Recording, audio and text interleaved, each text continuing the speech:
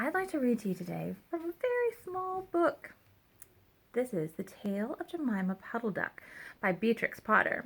And I'm sure you know, most of you know that Beatrix Potter wrote Peter Rabbit, and those stories are a little bit more popular, but there are actually a lot of Beatrix Potter stories. And a lot of times they come in these little tiny books. We'll see if we can do pictures, but mostly just listen to the story because it's pretty fun. The Tale of Jemima Puddleduck. What a funny sight it is to see a brood of ducklings with a hen. Listen to the story of Jemima Puddleduck, who was annoyed because the farmer's wife would not let her hatch her own eggs. Her sister-in-law, Mrs. Rebecca Puddleduck, was perfectly willing to leave the hatching to someone else.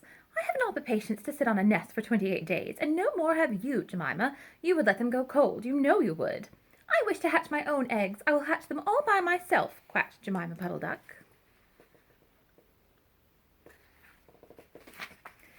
She tried to hide her eggs, but they were always found and carried off. Jemima Puddleduck became quite desperate. She determined to make a nest right away from the farm.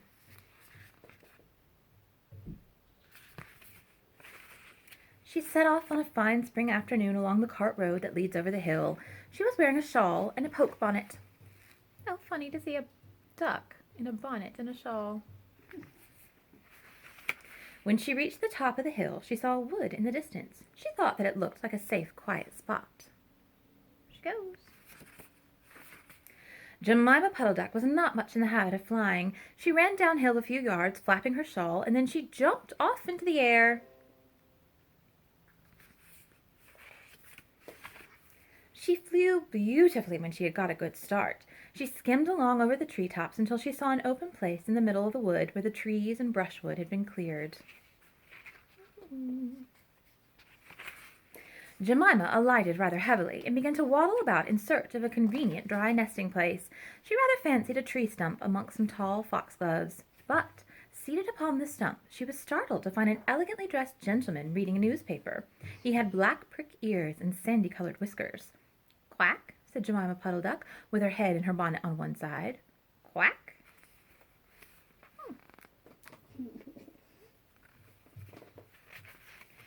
The gentleman raised his eyes above his newspaper and looked curiously at Jemima.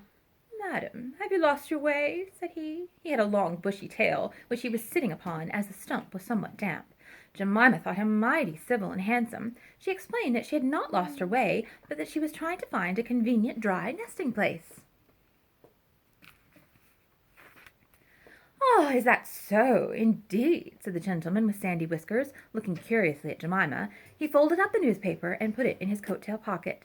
Jemima complained of the superfluous hen. "Indeed, how interesting! I wish I could meet with that fowl. I would teach it to mind its own business." "But as to a nest, there is no difficulty. I have a sackful of feathers in my woodshed." "No, my dear madam, you will be in nobody's way. You may sit there as long as you like," said the bushy, long-tailed gentleman. He led the way to a very retired, dismal-looking house amongst the foxgloves. It was built of faggots and turf, and there were two broken pails, one on top of another, by way of a chimney.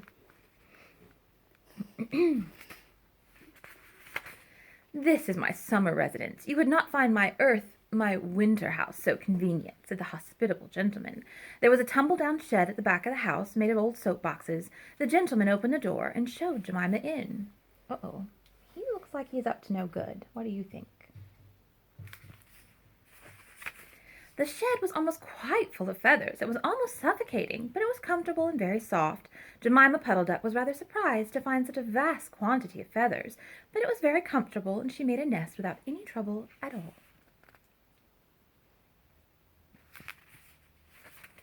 When she came out, the sandy-whiskered gentleman was sitting on a log reading the newspaper. At least he had it spread out, but he was looking over the top of it. He was so polite that he seemed almost sorry to let Jemima go home for the night. He promised to take great care of her nest until she came back again next day. He said he loved eggs and ducklings. He should be proud to see a fine nestful in his woodshed. I'll bet he would. Jemima Puddleduck came every afternoon. She laid 9 eggs in the nest. They were greeny white and very large. The foxy gentleman admired them immensely. He used to turn them over and count them when Jemima was not there. At last Jemima told him that she intended to begin to sit next day. "And I will bring a bag of corn with me, so I need never leave my nest until the eggs are hatched. They might catch cold," said the conscientious Jemima.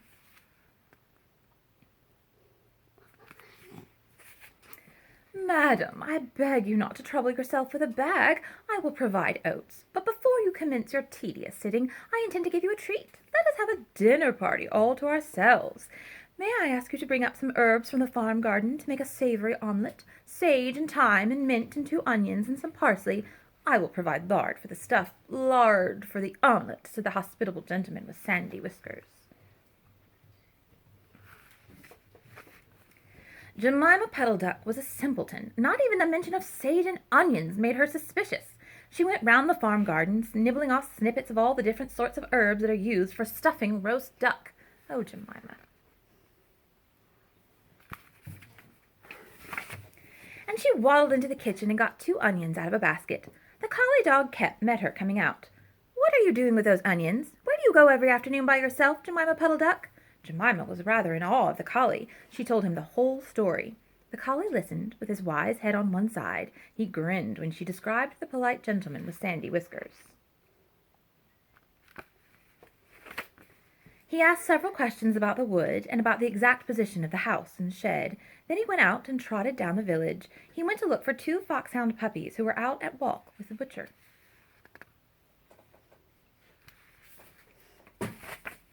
Jemima Puddleduck went up the cart road for the last time on a sunny afternoon. She was rather burdened with bunches of herbs and 2 onions in a bag. She flew over the wood and alighted opposite the house of the bushy, long-tailed gentleman. He was sitting on a log. He sniffed the air and kept glancing uneasily around the wood. When Jemima alighted, he quite jumped. "Come into the house as soon as you have looked at your eggs. Give me the herbs for the omelet. Be sharp." He was rather abrupt. Jemima Puddleduck had never heard him speak like that. She felt surprised and uncomfortable. While she was inside, she heard pattering feet round the back of the shed. Someone with a black nose sniffed at the bottom of the door, then locked it. Jemima became much alarmed, as she should.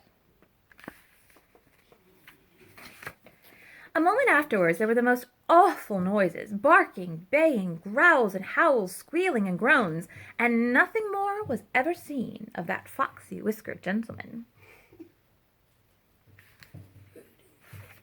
Presently Kep opened the door of the shed and let out Jemima Puddleduck. Unfortunately, the puppies rushed in and gobbled up all the eggs before he could stop them. He had a bite on his ear, and both the puppies were limping. What do you think happened in all that time? Jemima Puddleduck was escorted home in tears on account of those eggs. Oh, poor Jemima. She laid some more in June, and she was permitted to keep them herself, but only 4 of them hatched. Jemima Puddleduck said that it was because of her nerves, but she had always been a bad sitter. The end. Well, at least she got her babies. She's a rather foolish duck. What do you think?